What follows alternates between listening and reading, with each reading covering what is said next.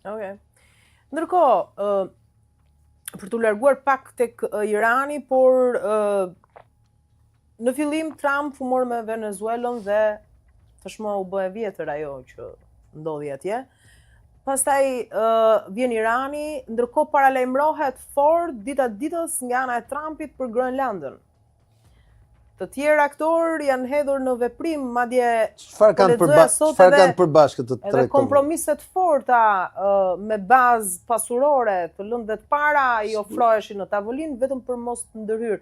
Tani do arrigjë me Groenlandën? Shiko, në të treja rastet, në tre elementet, ne kemi disa gjëra të përbashkëta që identifikojnë.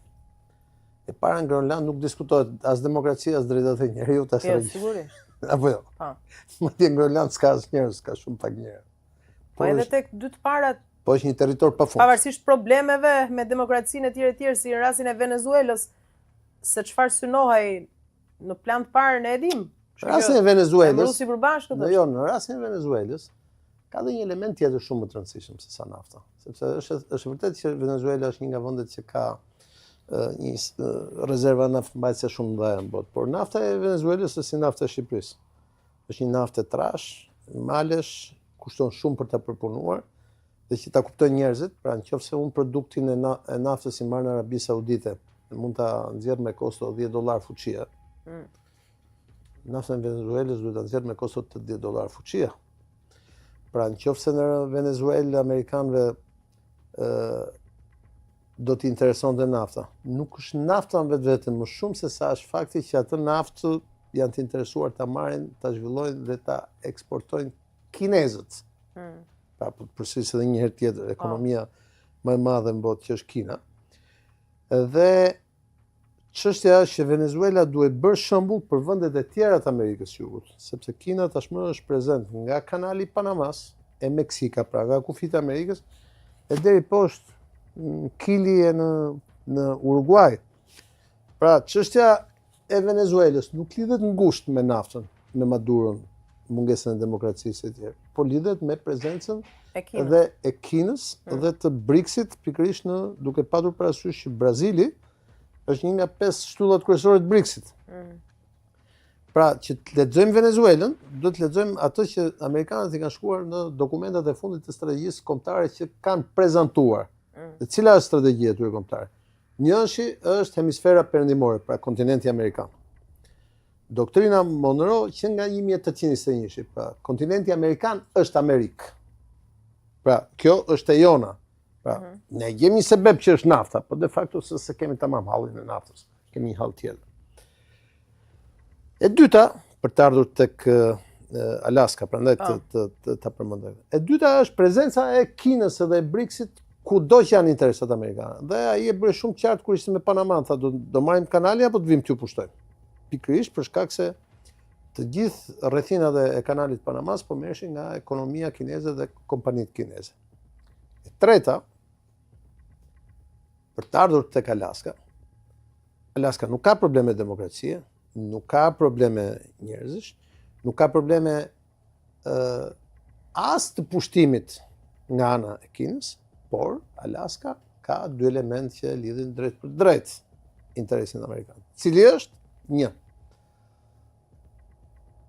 pjesë e hemisferës perëndimore. Dy është pjesë e Arktikut dhe Amerika në Arktik ka vetëm pjesën më të vogël që quhet Alaska. Edhe atë ja ka bler Rusia.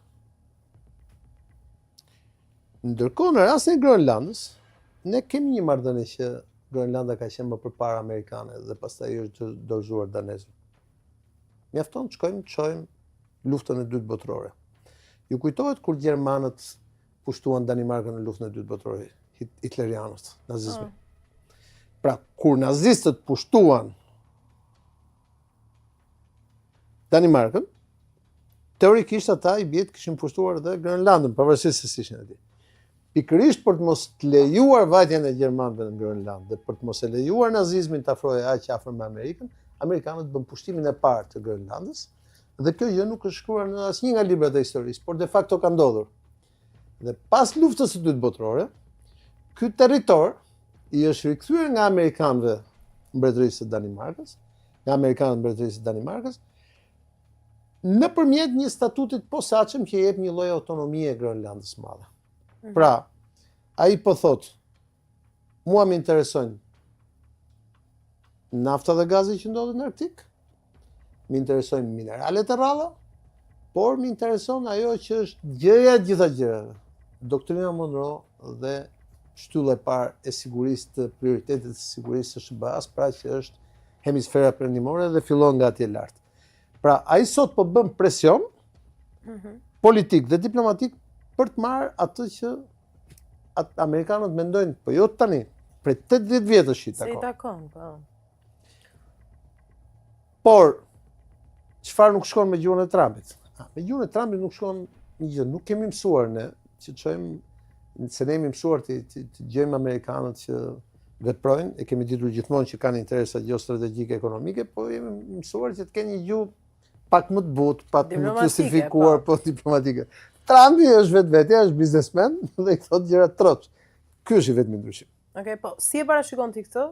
Unë parashikoj që Rita bëj shtetin e 51 të saj, Grënland. Unë parashikoj që ata do të kenë një marrëveshje dhe kjo do të zgjidhet me marrëveshjen. Nëse Danimarka thot jo sepse Franca, Britania e këto vendet mund t'i thonë jo do ndërhyjmë ne si BE, është fundi i NATO-s dhe amerikanët do ta marrin me ushtri. Po do jetë fundi i NATO-s. Po, si e shembull të mundshme ti? Unë parashikoj që do zgjidhet me diplomaci kjo punë. Pra, të dyja palët të kënaqura apo? Të dyja palët të kënaqura.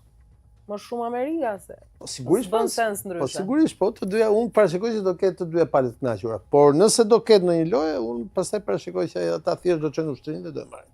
Do bëjnë fakt kryer. Okej.